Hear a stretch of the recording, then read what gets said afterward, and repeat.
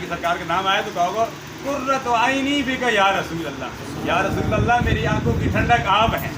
सरकार का नाम लिया करो, फरमाया या रसूल अल्लाह मेरी आंखों की ठंडक आप हैं।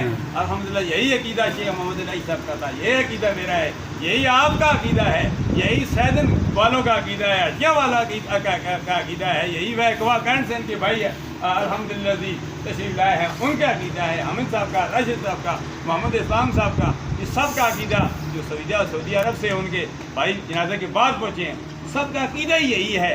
सरकार के अपने करार सल्लल्लाहु अलैहि वसल्लम पर, सरकार की नामुस से रिसालत पर हम मर मिटने के लिए तैयार हैं अल्हम्दुलिल्लाह। हमारा अकीदा भी यही होना चाहिए। ला युमिना हत्ता हब्बा इलैहि मिन वालिदिही व वलदिही वन्नास अजमईन, अपने वालिदैन से, अपनी औलाद से, बल्कि अपनी जान से, तमाम कायनात से बढ़कर सरकार अपने करार सल्लल्लाहु अलैहि वसल्लम से मोहब्बत करनी चाहिए। और यही मोहब्बत का तकाजा था शेख मोहम्मद अली साहब जो मुहर्रम अल हराम की महफिल होती, मुहर्रम अल हराम को भी अल्हम्दुलिल्लाह खूबसूरत तकरीब का इनकाद करते और अपने दोस्त अहबाब को बुलाया करते थे। और जब मीलाद का महीना होता, मीलाद में भी बुलाया करते थे और लंगर का बड़ा वाफिर मकदार में खुला इंतज़ाम हुआ करता था।